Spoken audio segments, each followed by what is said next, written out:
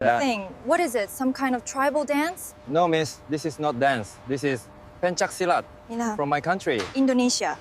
Tokyo bergerak dalam simfoni ribuan langkah kaki yang tergesa-gesa.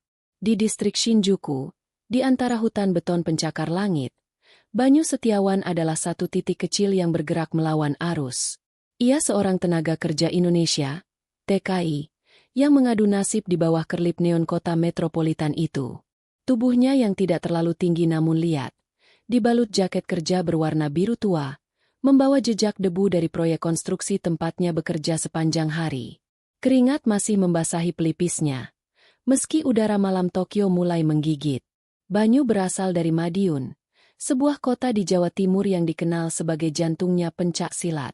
Baginya, Madiun bukan sekadar tempat lahir, tapi sebuah kiblat filosofi. Setiap langkahnya di trotoar Tokyo yang dingin, ia membawa kehangatan ajaran persaudaraan setia hati Trate, PSHT, yang mendarah daging. Ajaran memayu hayuning bawana, memperindah keindahan dunia, adalah kompas moralnya di negeri orang yang seringkali terasa asing dan menuntut. Ia tinggal di sebuah apartemen sempit di pinggiran kota, berbagi dengan 3 TKI lainnya. Ruangan itu sesak, namun bersih. Setelah membersihkan diri dan menunaikan ibadah, Banyu tidak langsung tidur. Ia membuka jendela kecil kamarnya, membiarkan angin malam masuk. Ia menutup mata, dan dalam benaknya, ia tidak lagi di Tokyo. Ia berada di padepokan Madiun, merasakan getaran tanah dan mendengar gemerisik daun di bawah bimbingan masnya, pelatih senior. Setiap pukul 4 pagi, jauh sebelum rekan-rekannya terbangun, Banyu menyelinap keluar. Ia pergi ke Taman Yoyogi yang masih sepi. Di bawah pohon sakura yang meranggas, di atas rumput yang berembun, ia memulai ritualnya. Ia tidak berlatih untuk berkelahi. Ia berlatih untuk menemukan ketenangan. Gerakan jurus baku mengalir dari tubuhnya. Setiap tarikan napas adalah zikir. Setiap gerakan adalah doa. Kuda-kudanya kokoh, namun gerakannya selembut air.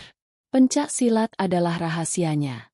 Di tempat kerja, ia adalah Banyu si pekerja konstruksi yang pendiam, sopan, dan selalu tersenyum. Tak ada yang tahu bahwa di dalam tubuh ringki itu tersimpan tenaga yang terasah puluhan tahun. Ia menyembunyikan identitasnya sebagai warga, sebutan untuk pendekar PSHT, bukan karena malu, tapi karena ajaran. Bunga teratai yang indah hidup di lumpur yang kotor, namun tetap bersih dan mekar. Itulah prinsip yang ia pegang. Di sisi lain kota, di distrik Bunkyo yang mewah, fajar juga menyingsing. Namun, fajar di sini disambut dengan cara yang berbeda. Di sebuah dojo kayu yang megah, Tanaka budokan, suara kiai, teriakan, yang keras memecah keheningan. Puluhan murid bergi putih berbaris rapi, melakukan kata, jurus, karate dengan presisi yang menakutkan. Gerakan mereka serempak, patah-patah, dan penuh tenaga ledak. Di depan barisan itu, berdiri seorang wanita muda. Namanya Akira Tanaka. Ia adalah putri tunggal Kenji Tanaka, sang soke, guru besar, legendaris, pemegang sabuk hitam dan 10 aliran Goju-ryu yang disegani di seluruh Jepang. Akira adalah perwujudan disiplin. Rambut hitamnya diikat kencang, matanya setajam pedang, dan setiap inci tubuhnya adalah senjata. Baginya, karate adalah satu-satunya jalan, budo, jalan ksatria, yang paling murni. Akira Tanaka hidup di bawah bayang-bayang ayahnya yang seorang legenda. Kenji Tanaka adalah sosok yang dihormati kaisar, seorang puritan yang memegang teguh tradisi. Bagi Kenji, karate bukan sekadar olahraga, tapi jalan untuk menempa jiwa. Akira, sebagai pewaris tunggal, merasakan beban itu di setiap tarikan napasnya. Ia berlatih 6 jam sehari, sejak ia bisa berjalan. Ia menguasai kata, kumite, pertarungan, dan bunkai, aplikasi jurus, dengan kesempurnaan yang dingin. Dojo Tanaka adalah kuilnya. Ia tidak mentolerir kesalahan. Ketika seorang murid pemula salah mengambil kuda-kuda Shikodachi, Akira akan menghentikan seluruh latihan. Ia akan berjalan mendekat, tatapannya membekukan, dan dengan satu sentilan jarinya, ia akan mengoreksi postur murid itu. Karate bukan untuk yang lemah hati. Bentaknya, suaranya menggema di ruangan kayu itu. Ia keras, tanpa kompromi, dan sangat dihormati sekaligus ditakuti. Akira memiliki pandangan yang sangat sempit tentang seni bela diri. Baginya, karate adalah puncak evolusi pertarungan tangan kosong. Ia menghormati judo dan kendo sebagai warisan Jepang, tapi memandang rendah seni bela diri dari luar. Kungfu dianggapnya terlalu berbunga-bunga, taekwondo terlalu akrobatik, dan seni bela diri dari Asia Tenggara, seperti Muay Thai atau pencaksilat, jika ia pernah mendengarnya, dianggapnya primitif dan tidak beradab. Ayahnya, Kenji Tanaka, sering mengamatinya dari ruang kerjanya yang menghadap ke dojo. Kenji adalah pria tua yang tenang. Matanya yang sipit telah melihat dunia. Ia bangga pada kemampuan teknis putrinya. Namun ia juga menyimpan kekhawatiran. Akira, katanya suatu malam sambil minum teh. Teknikmu sempurna, tapi hatimu terlalu kaku. Kau memukul Makiwara, papan latihan pukul, seolah-olah itu musuhmu. Seharusnya kau memukulnya seperti kau berterima kasih padanya karena membuatmu kuat. Akira hanya menunduk. Saya mengerti, Oto-san, ayah. Tapi dunia luar keras. Kelembutan adalah kelemahan. Kenji hanya menghela napas. Baja yang paling kuat adalah yang ditempa dan dicelup berulang kali. Akira. Ia keras, namun juga lentur. Jika hanya keras, ia akan patah saat bertemu tekanan yang tepat. Pelajaran filosofis itu seringkali gagal dipahami Akira, yang lebih fokus pada aplikasi praktis, cara mematahkan tulang dengan satu pukulan. Suatu hari, Kenji meminta Akira mengantarkan beberapa dokumen ke sebuah kantor klien di Shinjuku. Kantor itu kebetulan berada di gedung yang sama dengan proyek konstruksi tempat Banyu bekerja.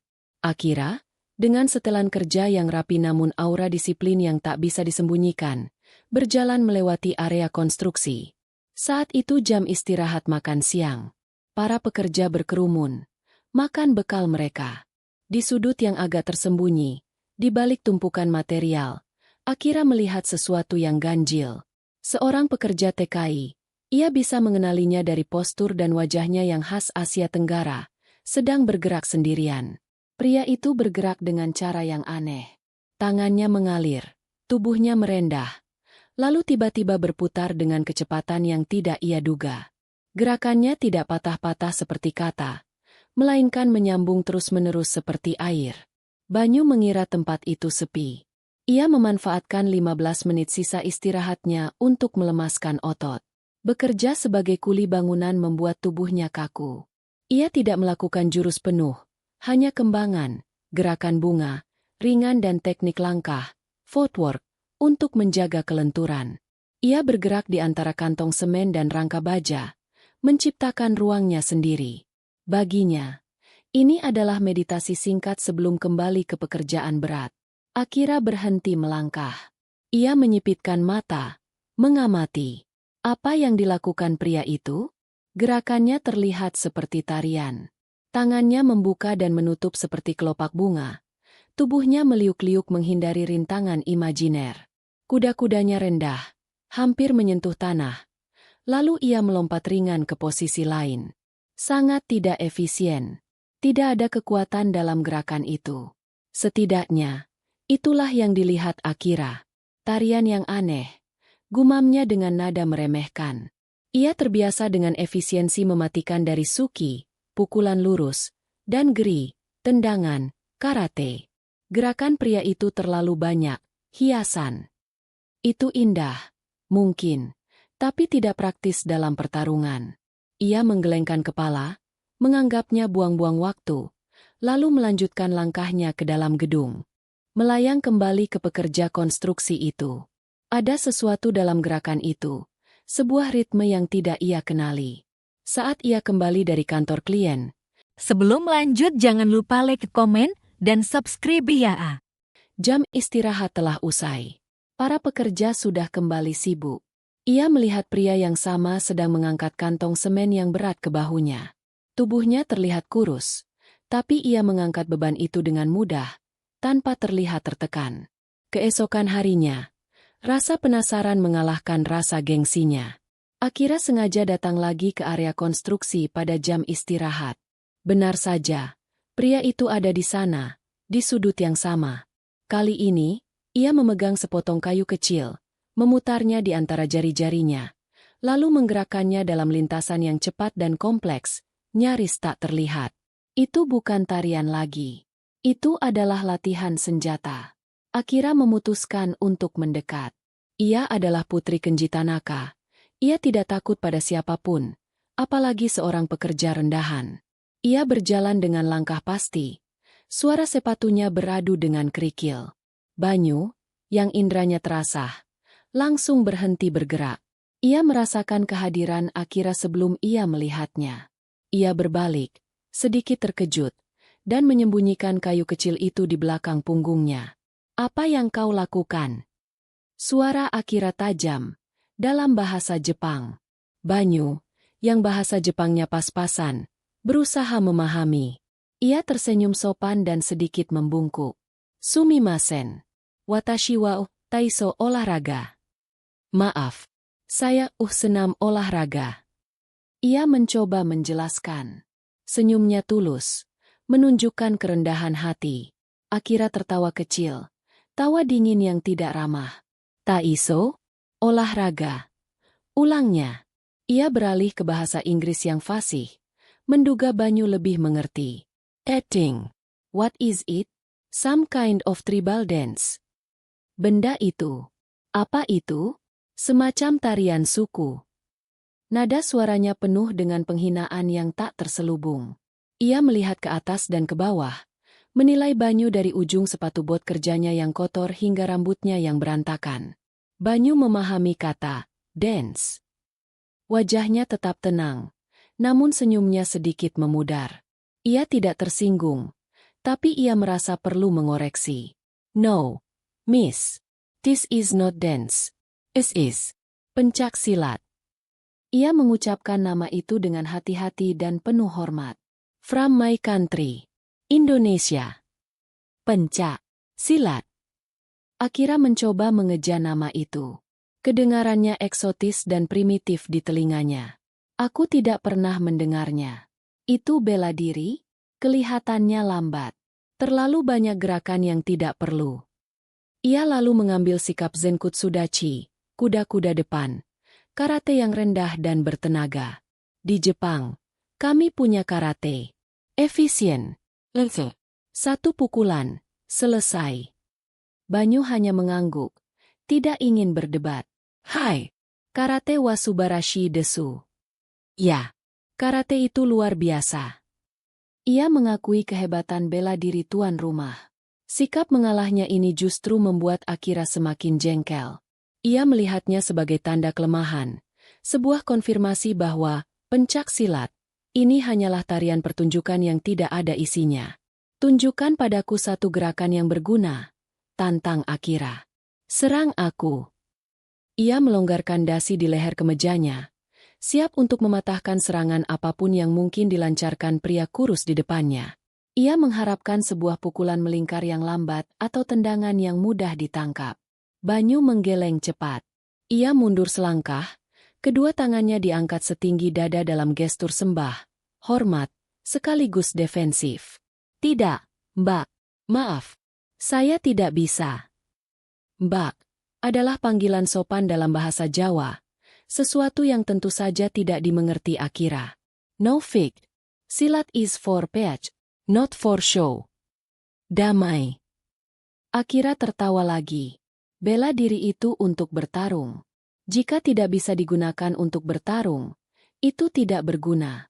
Itu hanya senam. Ia merasa menang. Pria ini jelas takut. Tarian sukunya tidak ada apa-apanya dibandingkan disiplin baja warisan ayahnya. Ia sudah membuang-buang waktu. Akira berbalik dengan angkuh. Lanjutkan saja tarianmu, Tekai-san. Jangan sampai melukai dirimu sendiri.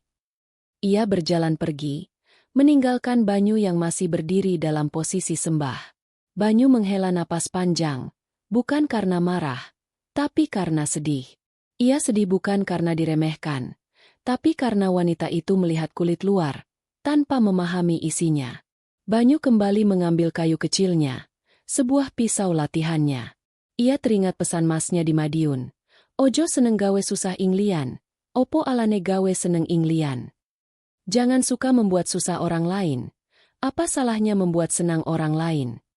Ia lebih memilih diremehkan daripada harus melukai, baik fisik maupun hati orang lain. Akira kembali ke dojo dengan perasaan puas. Ia menceritakan pengalamannya kepada ayahnya, Kenji Tanaka, saat makan malam. Saya bertemu seorang pekerja Indonesia hari ini, Otosan. Dia melakukan semacam tarian aneh yang disebutnya pencak silat. Dia mengklaim itu bela diri, tapi ketika saya menantangnya, dia menolak. Dia bilang itu untuk damai. Ia mengatakannya dengan nada mengejek. Kenji Tanaka berhenti mengunyah nasinya. Ia meletakkan sumpitnya perlahan. Berbeda dengan Akira, Kenji telah berkeliling dunia di masa mudanya. Ia pernah ke Indonesia, ke Filipina, ke Thailand. Matanya yang tua menyipit, menyimpan seberkas ingatan. Pencak silat. Ulangnya. Nama itu membangkitkan sesuatu dalam dirinya. Bukan nama yang asing. Itu hanya tarian. Ayah. Gerakannya seperti ular, tapi tidak ada gigitannya. Lanjut Akira, tidak menyadari perubahan raut wajah ayahnya. Dia bahkan takut untuk sekadar mencoba menyerangku. Benar-benar buang waktu. Kenji menatap putrinya dalam-dalam. Akira, kau melihat dengan matamu, tapi kau tidak mengamati. Kau mendengar kata-katanya, tapi kau tidak mendengarkan. Seorang pria yang mengatakan bela dirinya untuk damai, seringkali adalah orang yang paling mengerti arti perang. Ini adalah teka-teki filosofis lain yang membuat Akira frustrasi. Tapi, Otosan, teknik adalah segalanya. Tanpa teknik yang teruji, filosofi hanyalah kata-kata kosong, bantah Akira. Satu pukulan Gyakusuki saya akan menghancurkan perdamaiannya dalam sedetik. Kenji menggeleng. Besok, tunjukkan padaku di mana orang ini berlatih.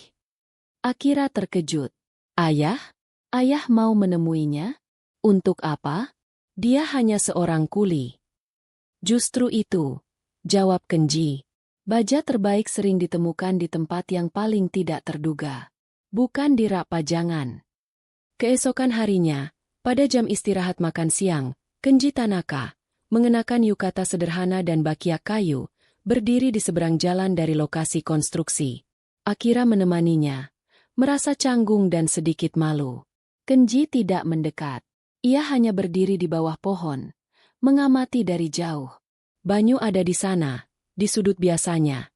Kali ini bergerak dengan toya, tongkat panjang. Tubuh tua Kenji menegang. Ia melihat Banyu bergerak. Gerakan itu bukan tarian. Itu adalah efisiensi yang tersembunyi. Saat Banyu memutar tongkatnya, Kenji tidak melihat hiasan. Ia melihat zona pertahanan yang sempurna. Setiap putaran melindungi tubuh. Setiap sodokan mengincar titik vital. Gerakannya mengalir, menyerap momentum, lalu meledakkannya kembali. Itu sangat berbeda dari karate, namun sangat efektif. Kenji Tanaka tidak puas hanya dengan pengamatan jam makan siang. Malam itu, ia bertanya pada Akira, di mana lagi dia berlatih? Akira, yang terus mengamati Banyu, menjawab, saya tidak yakin, tapi saya melihat sepatunya selalu basah oleh embun di pagi hari saat ia datang bekerja. Kenji mengangguk. Taman. Dia berlatih di taman saat fajar. Pukul 4:30 pagi, di Taman Yoyogi yang masih diselimuti kabut, Kenji Tanaka sudah duduk di bangku taman yang jauh, tersembunyi oleh semak. Akira berdiri di sampingnya, mengantuk dan kesal. Ayah, ini konyol. Kita seperti penguntit. Diam dan perhatikan, bisik Kenji. Banyu tiba, mengenakan kaos hitam sederhana dan celana komprang khas silat. Ia melakukan pemanasan. Kemudian, ia memulai. Bukan kembangan lambat seperti di lokasi konstruksi. Ini adalah latihan sesungguhnya. Ia memulai dengan jurus tunggal baku. Tubuhnya meledak dari satu posisi ke posisi lain. Tendangannya cepat, sabit, melengkung. lurus ke samping. Semua diluncurkan dari kuda-kuda rendah yang membuatnya terlihat stabil namun dinamis. Akira, untuk pertama kalinya, berhenti meremehkan. Ia melihat kecepatan yang tidak ia duga. Pukulan Banyu tidak lurus seperti karate, tapi menyusup dari sudut-sudut yang aneh. Sikut, lutut, semua digunakan. Yang paling membuat Akira terkejut adalah bagaimana Banyu berpindah dari posisi berdiri ke posisi depok, duduk di tanah, dan menyerang dari bawah, lalu melompat kembali berdiri dalam satu gerakan cair. Dia cepat. Akira berbisik, hampir tanpa sadar. Lihat kakinya, balas Kenji. Dia tidak menginjak tanah. Dia mencengkeram tanah. Setiap langkah adalah perpindahan berat yang sempurna. Tidak ada energi yang terbuang. Kenji melihat lebih dari sekadar kecepatan. Ia melihat rasa. Banyu tidak sedang melawan musuh. Ia sedang menyatu dengan alam. Latihan Banyu berlanjut ke pernapasan. Ia duduk bersila, mengambil napas dalam-dalam. Selama beberapa menit, ia diam tak bergerak. Kenji dan Akira mengamatinya. Tiba-tiba, dari arah lain taman, seekor anjing Akita besar lepas dari tali pemiliknya dan berlari kencang ke arah Banyu, menyalak dengan agresif. Akira refleks bergerak maju, bersiap menendang anjing itu. Tapi Kenji menahan lengannya. Matsu, tunggu. Anjing itu melompat ke arah Banyu yang sedang duduk. Banyu tidak panik. Matanya terbuka. Tepat sebelum anjing itu menerkamnya, Banyu tidak memukul. Ia hanya menggeser tubuhnya sepersekian inci sambil tetap duduk. Gerakan itu sangat minim, namun sangat tepat. Anjing itu, yang mengharapkan benturan, kehilangan keseimbangan dan terguling melewati Banyu. Sebelum anjing itu sempat berdiri, Banyu sudah berlutut di sampingnya. Tangannya dengan lembut namun tegas menekan leher anjing itu ke tanah, menenangkannya. SSHH, anak baik, kata Banyu dalam bahasa Indonesia. Anjing itu, yang merasakan ketenangan dan kontrol penuh dari Banyu, langsung berhenti meronta dan mulai menjilati tangan Banyu. Pemiliknya berlari tergopoh-gopoh dan meminta maaf berkali-kali. Banyu hanya tersenyum, mengelus kepala anjing itu, dan melepaskannya. Akira terpaku. Dia tidak menyerang. Dia tidak melawan. Dia hanya mengendalikan situasi dengan kelembutan yang absolut. Insiden anjing itu mengubah pandangan Akira. Meremehkan berganti menjadi rasa penasaran yang mengganggu. Pencak silat, itu ternyata memiliki aplikasi defensif yang sangat efektif. Tapi ia tetap yakin, untuk serangan, karatenya jauh lebih unggul. Ia mulai mencari tahu tentang bela diri itu, membaca artikel online, menonton video. Ia melihat banyak gaya, beberapa terlihat akrobatik, beberapa brutal. Tapi ia tidak menemukan gerakan, tarian, lambat yang ia lihat di awal. Di sisi lain, Dojo Tanaka sedang menghadapi masalah. Sebuah dojo MMA, Mixed Martial Arts, baru telah dibuka di distrik yang sama. Dojo itu, Raijin Gym, dijalankan oleh seorang mantan petarung Kyokun Karate yang beralih ke MMA, bernama Goro Raijin Sasaki. Raijin adalah antitesis dari Kenji Tanaka. Dia berisik, arogan, dan percaya bela diri tradisional sudah mati. Raijin Gym secara terbuka mengejek Tanaka Budokan. Mereka memasang poster yang menunjukkan karikatur seorang kakek tua karate dipukul oleh petarung MMA. Jangan buang waktumu dengan tarian kuno. Belajarlah bertarung di dunia nyata. Begitu bunyi slogan mereka. Ini adalah penghinaan langsung terhadap Kenji Tanaka dan warisannya. Murid-murid Tanaka Budokan terpancing. Beberapa kali terjadi gesekan di jalan antara murid kedua dojo. Akira, sebagai instruktur kepala, merasa terhina. Harga dirinya terusik. Suatu sore, Goro Raijin datang sendiri ke Tanaka Budokan. Ia masuk tanpa melepas sepatu. Sebuah pelanggaran etika dojo yang luar biasa. Tanaka Soke, katanya dengan suara berat, menyeringai kepada Kenji yang sedang bermeditasi. Sudah waktunya Anda pensiun. Karatemu itu untuk museum. Murid-muridku bisa menghancurkan semua sabuk hitammu dalam 5 menit. Akira segera berdiri di antara Raijin dan ayahnya. Keluar dari sini, Sasaki, tempat ini suci. Kau mengotorinya. Raijin tertawa. Lihat, si putri kecil marah. Bagaimana kalau begini? Akira-chan, kirim murid terbaikmu ke gymku akhir pekan ini. Kita adakan sparring terbuka. Biar semua orang lihat. Karate tradisional melawan pertarungan modern. Yang kalah, tutup dojo. Tawaran itu mengguncang seisi dojo. Kenji Tanaka membuka matanya. Saya tidak bertaruh dengan warisan saya, Sasaki-san. Dan kami tidak bertarung untuk tontonan. Tentu saja tidak, cibir Raijin. Karena kau tahu kau akan kalah. Kau pengecut, sama seperti karatemu yang usang. Raijin meludah ke lantai kayu dojo yang bersih sebelum berbalik dan pergi. Akira gemetar karena marah. Oto-san, kita tidak bisa membiarkan ini. Dia menghina Budo. Dia menghina nama keluarga kita. Kenji tetap tenang. Kemarahanmu adalah kekuatannya.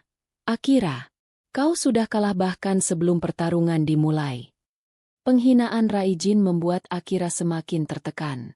Ia merasa harus membuktikan bahwa karatenya tidak usang. Ia berlatih seperti orang gila, memukul makiwara hingga buku-buku jarinya berdarah. Namun, di tengah kemarahannya, bayangan Banyu dan anjing Akita itu terus muncul. Kontras antara kebrutalan Raijin dan ketenangan Banyu sangat mencolok. Akira mulai berpikir di luar kotak. Mungkin ayahnya benar. Mungkin ada sesuatu yang ia lewatkan. Ia kembali menemui Banyu di lokasi konstruksi. Kali ini, ia datang tanpa arogansi. Ia membawakan 2 botol minuman energi dingin. Banyu, yang sedang menyeka keringat, menerimanya dengan senyum terima kasih. Arigatou gozaimasu, Tanaka-san. Akira kaget Banyu tahu namanya. Bagaimana kau tahu namaku? Tanya Akira. Saya dengar mandor memanggil Anda saat Anda kemari pertama kali. Jawab Banyu jujur. Ada yang bisa saya bantu? Mbak maksud saya, Tanaka-san. Aku ingin tahu tentang silat. Kata Akira langsung. Mengapa kau bergerak seperti itu? Apa filosofinya? Banyu ragu sejenak. Menjelaskan filosofi PSHT dalam bahasa Jepang yang terbatas itu sulit. Ia mencoba dalam campuran bahasa Inggris dan Jepang. Silat itu, relationship, hubungan, dengan Tuhan, dengan sesama manusia, dengan alam. Ia menunjuk ke tanah. Ini, kuda-kuda rendah, adalah cara kami menghormati bumi, Ibu Pertiwi. Akira mengerutkan kening. Hubungan? Bela diri adalah soal mengalahkan lawan. Banyu menggeleng. Di tempat saya, musuh terbesar adalah diri sendiri, Mbak. Hawa nafsu, kemarahan, kesombongan. Ucapan Banyu seperti gema dari nasihat ayahnya. Kami diajarkan, sepiro gedening sengsoro, yen tinompo amung dadi cobo. Seberapa besar penderitaan, jika diterima hanya akan jadi cobaan. Akira tidak mengerti kalimat bahasa Jawa itu, tapi ia menangkap intinya. Jadi, kau tidak akan pernah bertarung. Banyu tersenyum tipis. Bertarung adalah pilihan terakhir. Jika saya harus melindungi hidup saya, atau hidup orang lain, silat punya caranya sendiri. Tapi kami tidak mencari pertarungan. Percakapan itu singkat, tapi meninggalkan kesan mendalam bagi Akira. Ia melihat kerendahan hati yang tulus. Ini bukan kelemahan karena takut. Ini adalah kekuatan yang memilih untuk tidak digunakan. Ia mulai menghormati Banyu, bukan sebagai TKI, tapi sebagai seorang praktisi bela diri. Malam itu, Akira melapor pada ayahnya. Saya berbicara dengannya. Oto-san. Filosofinya sangat dalam.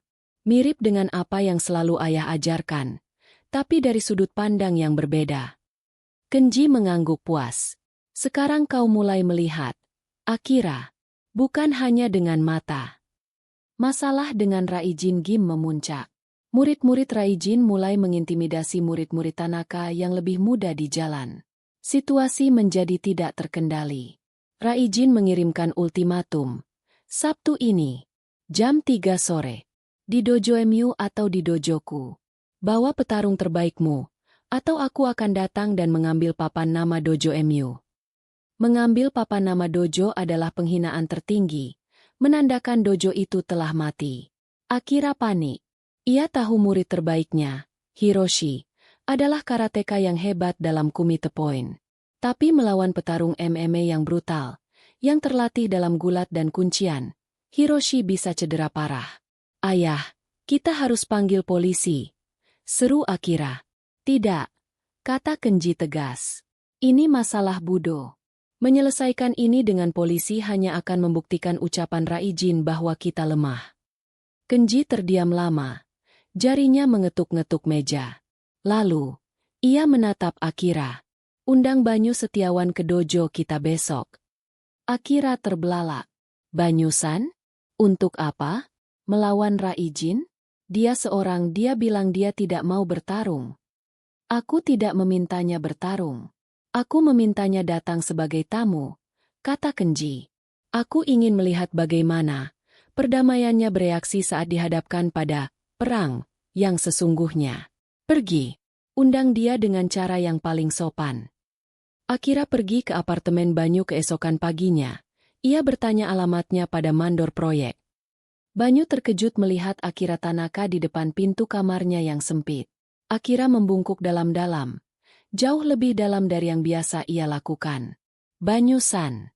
Ayah saya, Kenji Tanaka, Soke dari Tanaka Budokan, secara resmi mengundang Anda ke dojo kami sore ini sebagai tamu kehormatan. Banyu bingung. Tamu kehormatan? Saya? Tapi kenapa? Tanaka-san. Ayah saya, dia melihat Anda berlatih. Dia menghormati seni Anda. Tolong, datanglah. Ini penting bagi kami.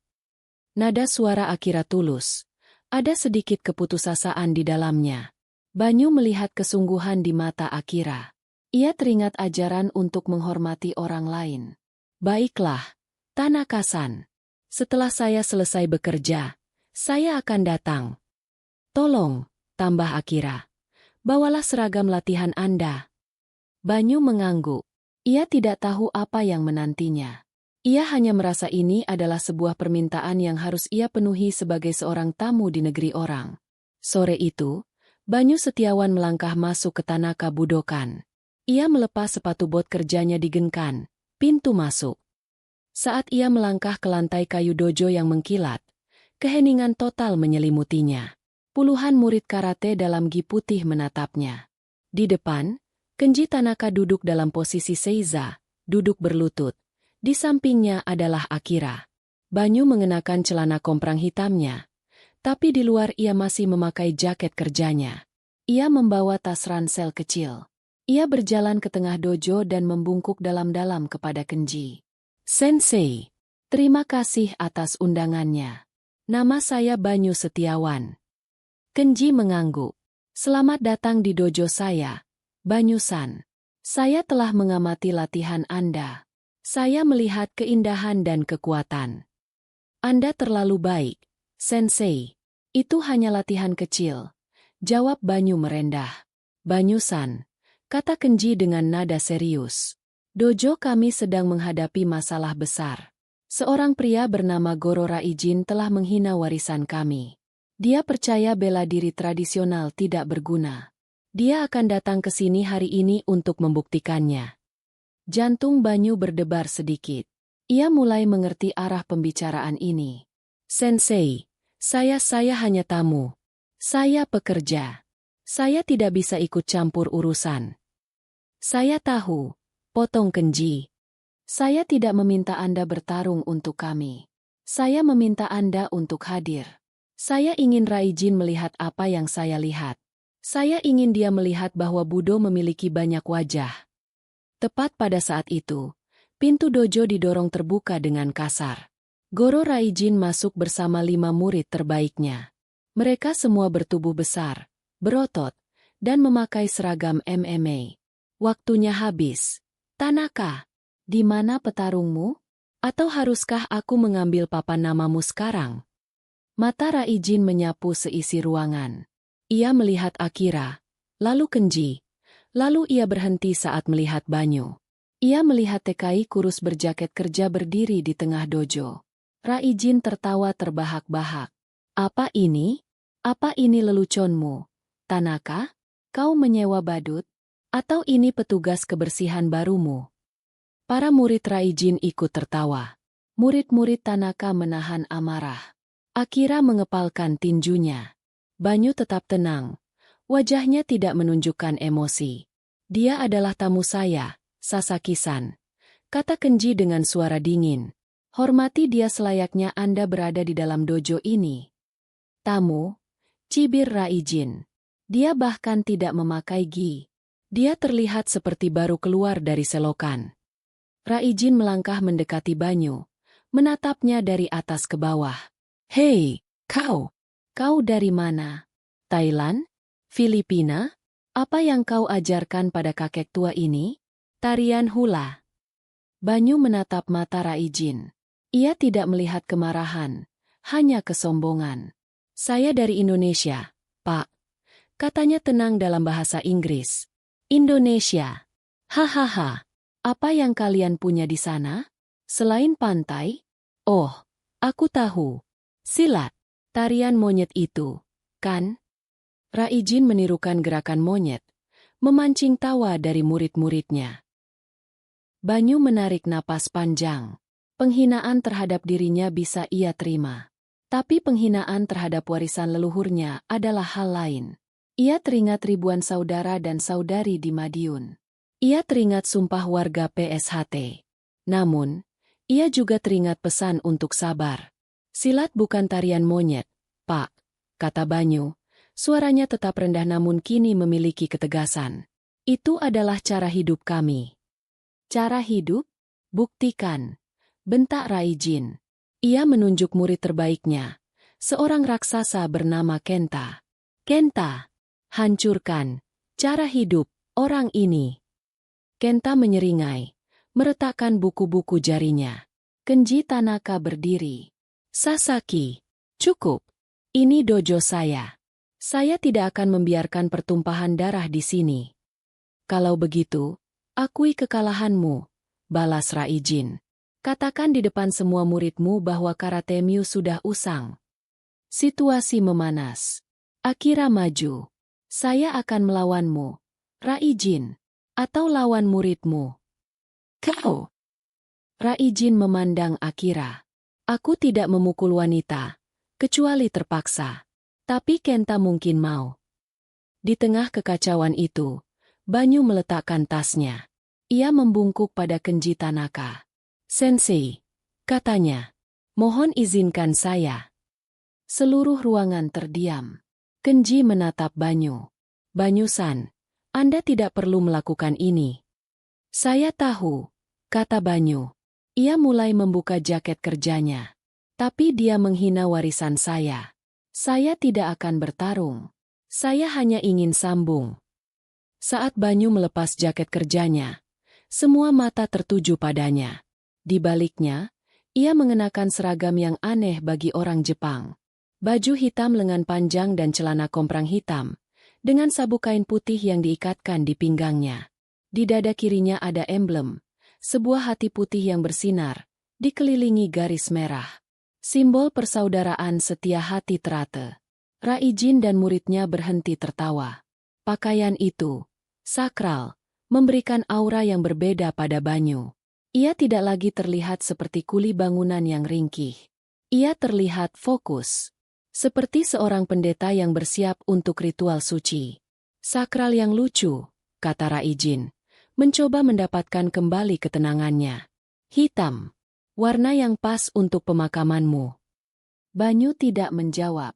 Ia menyerahkan jaket dan tasnya kepada Akira. Akira menerimanya. Matanya tidak pernah lepas dari Banyu. Ia melihat ketenangan yang absolut di wajah pria Madiun itu. Tidak ada ketakutan. Tidak ada kemarahan. Hanya penerimaan. Kenta, sang raksasa MMA, melangkah ke tengah tatami, matras. Ia melakukan pemanasan, melayangkan beberapa pukulan dan tendangan ke udara. Setiap gerakannya diiringi suara desisan angin, menunjukkan kekuatannya. Ayo, penari kecil, geram Kenta. Banyu melangkah maju. Ia tidak melakukan pemanasan. Ia hanya berdiri, merendahkan kuda-kudanya sedikit, dan mengangkat kedua tangannya di depan dada dalam posisi sembah. Itu adalah gestur hormat, sekaligus posisi siaga. Kenji Tanaka memberi isyarat kepada murid-muridnya untuk mundur, memberikan ruang. Akira, bisik Kenji, perhatikan baik-baik. Kau akan melihat sesuatu yang tidak ada di buku manual karate manapun. Raijin berteriak, Hajime, mulai. Kenta tidak membuang waktu. Ia menerjang maju seperti banteng, meluncurkan jab kiri lurus yang cepat, diikuti oleh cross kanan yang mengincar rahang Banyu.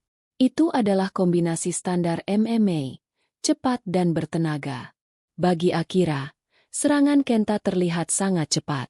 Ia refleks menutup mata, mengira Banyu akan langsung ko. Tapi saat ia membuka mata, Banyu tidak lagi di sana. Tepat sepersekian detik sebelum jab Kenta mendarat, Banyu tidak mundur. Ia bergerak ke samping, menyelinap masuk ke dalam jangkauan pukulan Kenta. Gerakan itu disebut gingsul, pergeseran. Tubuh Banyu seolah tidak memiliki tulang. Pukulan Kenta hanya mengenai udara kosong. Cross kanan yang menyusul pun meleset jauh. Kenta, yang kehilangan keseimbangan karena momentum pukulannya sendiri, terhuyung sedikit. Kenta terkejut. Cih! Ia berbalik dan langsung meluncurkan tendangan rendah, low kick, yang mengincar paha Banyu, teknik andalan Muay Thai. Tendangan itu keras, dirancang untuk melumpuhkan kaki lawan. Banyu melihat tendangan itu datang. Dia tidak membloknya dengan tulang kering, seperti yang akan dilakukan oleh karateka atau petarung Muay Thai. Sebaliknya, ia mengangkat kakinya sedikit, membiarkan tendangan Kenta lewat di bawahnya, dan pada saat yang sama ia menggunakan kaki yang diangkat itu untuk menginjak paha Kenta dari atas. Gerak! Terdengar suara benturan. Itu bukan suara tulang, tapi suara otot yang dihantam. Kenta berteriak kesakitan. Teknik menginjak itu, dengkulan atau gedruk, terlihat sederhana, tapi sangat efektif merusak otot. Kenta melompat mundur, memegangi pahanya yang tiba-tiba terasa kram. Raijin berteriak dari pinggir. Jangan main-main, Kenta. Habisi dia. Kenta marah. Ia mengabaikan rasa sakitnya dan menerjang lagi. Kali ini ia tidak memukul. Ia mencoba menggunakan keunggulan berat badannya. Ia menerjang untuk melakukan takle, mengincar pinggang Banyu untuk membantingnya ke lantai, keahlian gulatnya. Akira menahan napas. Ini adalah kelemahan terbesar bela diri striking seperti karate. Jika sudah di bawah, tamatlah riwayatnya. Kenta menerjang rendah. Banyu melihat banteng itu datang. Dia tidak mencoba melawan kekuatan itu. Ia juga tidak melompat menghindar. Tepat saat Kenta hendak memeluk pinggangnya, Banyu melakukan sesuatu yang tidak terduga. Ia menjatuhkan tubuhnya ke belakang, seolah-olah pasrah. Tapi itu adalah jebakan. Sambil jatuh, ia mengaitkan satu kakinya di belakang leher Kenta, dan kaki lainnya di bawah ketiak Kenta. Ini adalah teknik kuncian guntingan, skisor lock, klasik dari silat, yang dieksekusi dengan kecepatan kilat. Bruk. Mereka berdua jatuh ke lantai, tapi Banyu berada di posisi yang menguntungkan. Kenta kini terperangkap dalam kuncian guntingan di leher dan lengannya. Ia mencoba melepaskan diri, memukul-mukul tubuh Banyu. Tapi Banyu, seperti seekor ular, langsung mengubah kuncian. Ia melepaskan guntingannya, dan dalam satu gerakan memutar, ia sudah berada di punggung Kenta. Ia tidak mencekik. Ia hanya menekan satu titik saraf di bawah telinga Kenta dengan ibu jarinya. Arg! Kenta meraung. Rasa sakitnya bukan main. Seluruh tenaganya seolah tersedot habis. Tubuhnya yang besar dan berotot lumpuh seketika oleh tekanan kecil di titik yang tepat. Berhenti! Teriak Banyu dalam bahasa Inggris. Stop! Kenta berhenti meronta. Ia terengah-engah. Banyu melepaskan tekanannya. Ia tidak melanjutkan dengan pukulan atau patahan. Ia bangkit berdiri dan mundur selangkah, memberi Kenta ruang untuk bangun. Seisi dojo hening. Akira Tanaka tidak berkedip. Dalam waktu kurang dari 30 detik, petarung MMA raksasa itu telah dikalahkan 2 kali. 1 kali saat berdiri, 1 kali saat di bawah, oleh seorang TKI kurus. Dan Banyu bahkan tidak terlihat berkeringat. Itu tadi enewaza, teknik lantai, bisik seorang murid karate. Bukan, kata Kenji Tanaka. Matanya bersinar. Itu adalah air. Dia mengalir kemanapun celah terbuka. Dia tidak melawan batu. Dia mengalirinya sampai batu itu tenggelam. Goro Raijin murka. Wajahnya merah padam. Murid terbaiknya. Harapannya untuk menghancurkan Tanaka Budokan, dikalahkan dengan cara yang memalukan. Kenta, berdiri. Kau memalukan, teriaknya. Kenta berusaha berdiri, tapi kakinya masih gemetar karena kuncian Banyu. Kau curang, teriak Raijin pada Banyu. Kau menggunakan trik kotor. Itu bukan pertarungan. Kau tidak memukul. Banyu menatap Raijin. Saya sudah bilang, Pak, saya tidak ingin bertarung. Saya hanya sambung. Omong kosong. Raijin merobek jaket luarnya, memperlihatkan tubuhnya yang penuh bekas luka. Sekarang, kau lawan aku. Aku akan tunjukkan padamu apa arti pertarungan yang sesungguhnya. Raijin adalah mantan juara Kyokun. Pukulannya terkenal bisa mematahkan kayu pemukul bisbol. Kenji Tanaka melangkah maju. Sasaki, cukup. Kau sudah mendapat jawabanmu. Tamu saya telah membuktikan maksudnya. Pergi dari dojo saya. Tidak sampai aku menghancurkan penari kecil ini. Raijin melompat ke matras, mengabaikan Kenji. Ia mengambil kuda-kuda Kyokun yang kokoh. Akira kini merasa cemas. Kenta adalah petarung yang kuat, tapi Raijin adalah monster. Ini berbahaya. Banyu-san, jangan, teriaknya. Anda tidak perlu membuktikan apa-apa lagi. Banyu memandang Kenji Tanaka, seolah meminta izin. Kenji menatap mata Banyu, mencari keraguan. Ia tidak menemukannya. Kenji mengangguk pelan. Hati-hati, Banyu-san. Orang ini tidak punya kehormatan. Banyu kembali ke posisi awalnya. Kuda-kuda rendah. Tangan dalam posisi sembah. Ia menutup matanya sejenak, mengambil napas panjang. Ia membuka matanya. Tatapannya tenang, sedingin es. Raijin tidak menunggu aba-aba. Ia melepaskan serangan khasnya, tendangan Mawashigiri, tendangan melingkar, ke arah kepala Banyu, diikuti dengan pukulan Shitasuki, pukulan mengarah ke ulu hati.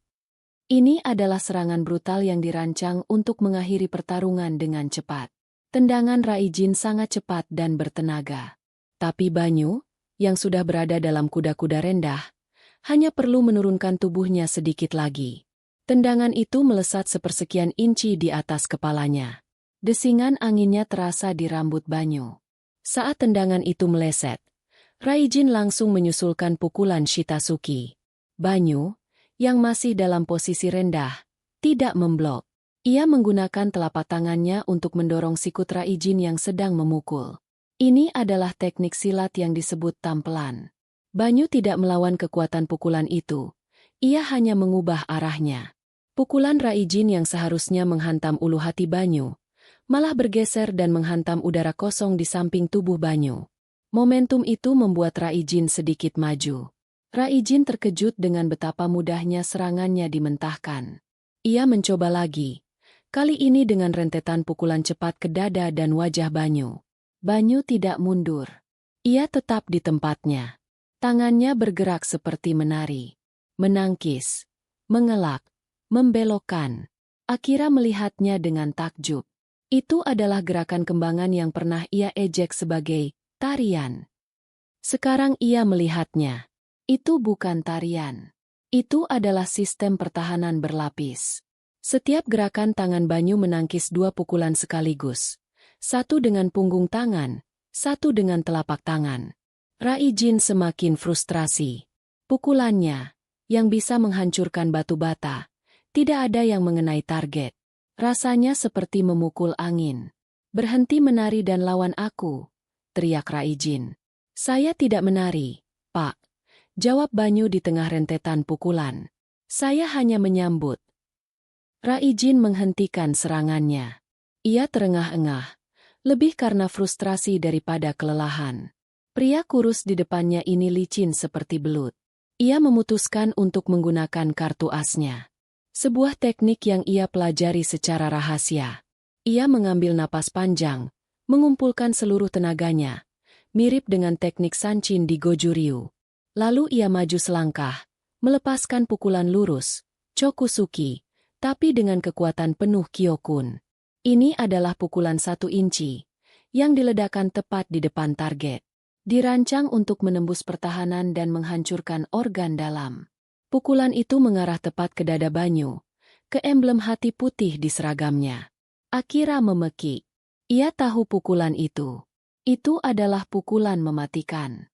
Banyu melihat pukulan itu datang. Ia tahu ia tidak bisa mengelakkannya. Jaraknya terlalu dekat. Ia juga tahu ia tidak bisa menangkisnya. Kekuatannya terlalu besar. Jadi, Banyu tidak mengelak dan tidak menangkis. Tepat sepersekian detik sebelum tinju Raijin menghantam dadanya, Banyu mengempiskan dadanya, menarik napas keluar, dan pada saat yang sama memutar tubuhnya sedikit. Tinju Raijin menghantam Banyu. Blam! Terdengar suara benturan yang keras. Banyu terdorong mundur 1 langkah. Hanya 1 langkah. Ia tidak jatuh. Ia tidak batuk darah. Ia hanya berdiri di sana, menatap Raijin. Raijin, di sisi lain, menarik tangannya sambil meringis kesakitan. Arg, tanganku. Raijin menatap buku-buku jarinya. Rasanya seperti baru saja memukul dinding baja. Semua orang bingung. Apa yang terjadi? Kenji Tanaka tersenyum tipis. Luar biasa. Atemi yang dibalikan. Akira tidak mengerti. Apa maksudmu, Otosan? Orang itu, kata Kenji, menunjuk Banyu. Dia tidak menerima pukulan itu. Dia menyambutnya. Saat Raijin memukul, dia mengosongkan paru-parunya dan memutar pinggulnya, mengarahkan kekuatan pukulan itu ke struktur tulangnya sendiri, lalu ke tanah. Tapi pada saat yang sama, dengan memutar tubuhnya, dia membuat tinju Raijin menghantam tulang rusuknya dari sudut yang salah. Dia mengubah dadanya menjadi landasan. Dia membiarkan Raijin mematahkan tangannya sendiri dengan kekuatannya sendiri. Di tengah ruangan, Raijin menatap Banyu dengan campuran ngeri dan tidak percaya. Kau terbuat dari apa? Banyu menarik napas. Dadanya terasa sedikit sakit, tapi tidak ada yang patah. Ia lalu menunjuk emblem hati putih di dadanya. Hati, Pak. Kami diajarkan untuk melindungi ini. Omong kosong. Kau pasti memakai pelindung. Raijin menerjang lagi, kali ini dengan membabi buta. Banyu sudah selesai. Ia tidak punya niat untuk melukai pria ini lebih jauh. Saat Raijin maju, Banyu tidak lagi mengelak. Ia maju, masuk ke dalam serangan Raijin. Tangannya bergerak cepat, bukan untuk memukul. Gerakan Banyu begitu cepat hingga terlihat kabur. Tangan kanannya menepis lengan Raijin yang menyerang. Tangan kirinya menyusup ke bawah ketiak Raijin, dan kakinya menyapu kaki depan Raijin. Ini bukan sapuan keras yang menjatuhkan. Ini adalah sapuan ringan yang hanya menghilangkan keseimbangan. Raijin, yang kehilangan keseimbangan dan momentum serangannya dialihkan, jatuh ke depan. Banyu, alih-alih membiarkannya jatuh atau menghantamnya dengan lutut, justru menangkap tubuh Raijin. Ia memeluk Raijin dari samping, membiarkan momentum pria itu habis di bahunya. Lalu, sebelum Raijin sempat bereaksi, Banyu sudah mengunci kedua lengan Raijin di belakang punggungnya. Itu adalah kuncian yang rumit, menjepit kedua pergelangan tangan dan sikut dalam satu gerakan. Raijin terperangkap. Ia mencoba berontak, tapi setiap kali ia bergerak, kuncian itu semakin erat, menimbulkan rasa sakit di persendiannya. Tapi Banyu tidak mematahkannya. Ia hanya menahannya. Lepaskan aku. Lepaskan, teriak Raijin, terhina karena ditahan dalam posisi tak berdaya oleh pria yang setengah dari berat badannya. Banyu mendekatkan mulutnya ke telinga Raijin. Ia tidak berbisik dengan marah. Ia berbisik dengan tenang. Sudah selesai, Pak, kata Banyu. Tidak ada yang menang. Tidak ada yang kalah. Pertarungan ini selesai. Kemarahan Anda selesai. Raijin berhenti meronta. Bukan hanya karena kuncian itu sakit, tapi karena kata-kata Banyu. Ketenangan pria itu. Rasanya seperti air dingin yang disiramkan ke api amarahnya. Banyu menahan posisi itu selama 5 detik penuh, menunjukkan kontrol absolutnya. Lalu, dengan perlahan, ia melepaskan kuncian itu. Ia mundur 2 langkah, dan kembali ke posisi sembah. Goro Raijin berdiri terengah-engah di tengah dojo. Tangannya yang bengkak berdenyut nyeri. Harga dirinya hancur. Dia telah dikalahkan. Bukan hanya dikalahkan, tapi dipermalukan tanpa dipukul. Pria di depannya memiliki puluhan kesempatan untuk mematahkan lengannya, membutakan matanya, atau menghancurkan tenggorokannya. Tapi ia tidak melakukannya. Kenapa? Geram Raijin. Kenapa kau tidak mematahkan lenganku? Kenapa kau tidak memukulku? Seluruh ruangan menunggu jawaban Banyu. Akira menahan napas. Ini adalah momen kebenaran. Banyu menatap Raijin. Lalu ia menatap Kenta. Lalu ia menatap murid-murid Raijin yang ketakutan. Terakhir, ia menatap Kenji Tanaka dan Akira. Ia membungkuk hormat kepada Raijin. Saya datang ke Jepang untuk bekerja, Pak. Bukan untuk bertarung. Banyu memulai. Suaranya tenang dan jelas, memenuhi keheningan dojo. Saya mencari rejeki, bukan mencari musuh. Ia melanjutkan. Di tempat saya, di Madiun, kami diajarkan bahwa pencaksilat adalah untuk memayu hayuning bawana. Artinya, memperindah keindahan dunia. Bagaimana saya bisa memperindah dunia jika saya mematahkan lengan Anda? Raijin tertegun. Tapi, aku menghinamu. Aku menghina bela dirimu. Banyu tersenyum tipis. Ini adalah senyum tulus pertamanya dalam pertarungan itu. Penghinaan itu milik Anda, Pak. Bukan milik saya. Anda melemparkannya. Tapi saya tidak menangkapnya. Jadi, itu tetap milik Anda. Inilah balasan itu. Bukan pukulan. Bukan tendangan. Bukan patahan. Balasan tak terduga itu adalah sebuah pelajaran filosofi yang disampaikan dengan ketenangan absolut. Saya tidak melawan Anda, lanjut Banyu. Saya melawan kemarahan Anda. Dan sekarang kemarahan itu sudah pergi. Jadi, tidak ada lagi yang perlu dilawan. Banyu berjalan mendekati Raijin. Raijin secara refleks mengambil kuda-kuda, mengira Banyu akan menyerang. Tapi Banyu berhenti 1 langkah di depannya. Ia tidak mengangkat tangannya untuk memukul. Ia mengulurkan tangannya. Sebuah ajakan untuk berjabat tangan. Nama saya Banyu Setiawan. Saya dari Madiun. Saya warga persaudaraan Setia Hati Trate. Saya senang berkenalan dengan Anda, katanya dalam bahasa Inggris. Ini adalah pukulan terberat bagi Raijin. Jauh lebih sakit daripada pukulan apapun ke tubuhnya. Pria yang baru saja ia hina, ia coba hancurkan, kini mengulurkan tangan menawarkan persahabatan. Raijin menatap tangan Banyu yang kapalan karena kerja keras. Lalu ia menatap matanya yang jernih. Kemarahan di wajah Raijin luntur. Digantikan oleh rasa malu. Dia, Goro Raijin, sang juara MMA, yang berbicara tentang pertarungan dunia nyata, baru saja diajari tentang realitas oleh seorang kuli bangunan. Dengan tangan yang gemetar, bukan karena cedera, tapi karena emosi, Raijin menyambut jabat tangan Banyu. Raijin, Goro Sasaki, katanya pelan. Banyu tersenyum. Senang bertemu, Sasaki-san. Ia lalu berbalik, mengambil jaket kerjanya dari Akira, membungkuk dalam-dalam sekali lagi kepada Kenji Tanaka. Sensei, terima kasih atas keramahannya. Saya harus pergi. Besok pagi saya harus bekerja. Banyu berjalan keluar dari dojo dengan tenang, meninggalkan keheningan yang memekakan telinga. Setelah Banyu pergi, Goro Raijin menatap ayahnya, Kenta, dan murid-muridnya. Kita pergi. Geramnya. Ia tidak membungkuk pada Kenji. Ia hanya pergi, membawa kekalahan dan rasa malunya. Setelah mereka pergi, dojo tetap hening.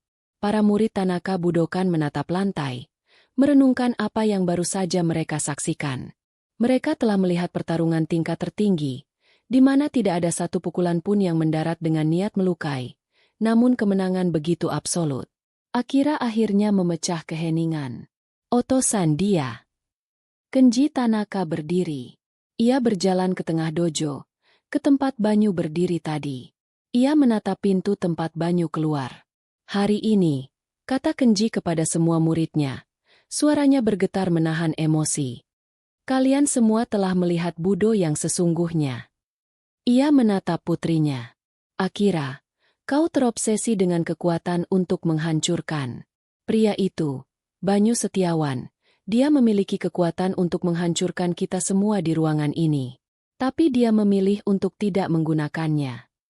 Dia menunjukkan kepada kita, lanjut Kenji, bahwa kekuatan terbesar bukanlah kemampuan untuk mengambil nyawa, tapi kemampuan untuk memberi kehidupan.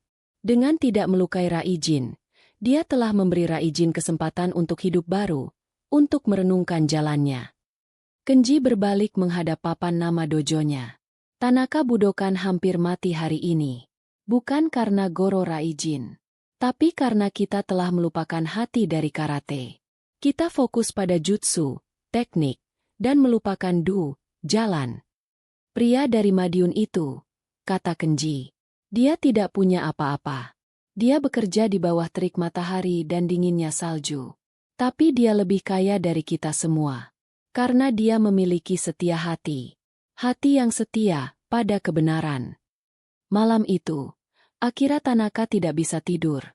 Gambaran pertarungan Banyu terus berputar di kepalanya. Kelenturannya, ketenangannya, dan yang terpenting, belas kasihnya. Ia telah meremehkan pria itu. Ia menyebutnya penari. Ia menyebut seninya primitif. Ia merasa sangat malu. Pria yang ia hina telah menyelamatkan kehormatan dojonya. Pria yang ia anggap lemah telah menunjukkan kekuatan yang sejati. Ia teringat kata-kata Banyu. Musuh terbesar adalah diri sendiri. Hari ini, Akira menyadari bahwa dialah musuh terbesarnya selama ini. Kesombongannya, keangkuhannya, pandangannya yang sempit. Dia menangis. Bukan karena sedih, tapi karena lega. Beban untuk menjadi sempurna yang ia pikul seumur hidupnya terasa terangkat. Banyu telah menunjukkan padanya bahwa kesempurnaan bukanlah tentang tidak pernah salah, tapi tentang menjadi utuh. Keesokan paginya, untuk pertama kalinya dalam hidupnya, Akira Tanaka tidak pergi ke dojo. Ia pergi ke Taman Yoyogi pada pukul 4 pagi. Ia menunggu. Banyu tiba seperti biasa. Ia sedikit terkejut melihat Akira Tanaka berdiri di bawah pohon sakura, mengenakan pakaian latihan, tapi bukan gi karatenya. Hanya kaos dan celana training sederhana. Tanaka-san? Selamat pagi. Sapa Banyu seperti biasa, seolah tidak terjadi apa-apa kemarin. Akira tidak langsung menjawab. Ia berjalan mendekati Banyu. Lalu, ia melakukan sesuatu yang mengejutkan Banyu. Akira membungkuk dalam-dalam. Bukan bungkukan hormat biasa. Ini adalah dogeza, bungkukan tertinggi tanda permintaan maaf, di mana keningnya hampir menyentuh tanah. Banyu-san, katanya, suaranya teredam. Saya minta maaf. Saya telah menghina Anda. Saya telah menghina warisan Anda. Saya sombong. Saya buta. Mohon maafkan saya. Banyu terkejut. Ia cepat-cepat mengangkat bahu Akira. Tanaka-san, berdiri. Berdiri. Jangan begini. Akira mengangkat wajahnya. Matanya basah oleh air mata. Saya ingin belajar. Banyu menatapnya. Belajar apa? Belajar tentang hati, kata Akira. Teknik saya banyak, tapi hati saya kosong. Anda penuh. Ajari saya. Bukan silat. Ajari saya. Bagaimana cara menemukan kedamaian seperti yang Anda miliki? Banyu terdiam sejenak. Ia melihat kesungguhan di mata Akira. Ia melihat hati yang patah. tapi siap untuk tumbuh kembali. Banyu tersenyum. Saya bukan guru, Tanaka-san. Saya juga masih belajar. Ia lalu menunjuk rumput yang berembun. Tapi jika Anda mau, kita bisa belajar bersama. Banyu tidak mengajari Akira jurus. Ia tidak mengajarinya kuncian. Ia mengajak Akira untuk duduk bersila di sampingnya. Kita mulai dengan pernapasan, kata Banyu. Kita sambungkan diri kita dengan embun pagi, dengan udara, dengan tanah Madiun dan tanah Tokyo. Akira menutup matanya. Ia mengikuti instruksi Banyu. Menarik napas, menahan, melepaskan. Untuk pertama kalinya, ia tidak berlatih untuk bertarung. Ia berlatih untuk hidup. Saat matahari terbit di Cakrawala Tokyo, dua orang dari dua dunia yang sangat berbeda duduk berdampingan. Seorang putri guru besar karate Jepang yang legendaris, dan seorang TKI pencak silat dari Madiun. Tidak ada lagi yang diremehkan. Tidak ada lagi yang meremehkan. Hanya ada dua praktisi bela diri, dua manusia, yang bersama-sama berlatih di bawah langit yang sama. Mencari satu hal yang sama, yang diajarkan oleh seni mereka masing-masing, jalan menuju setia hati. Hati yang setia pada kedamaian.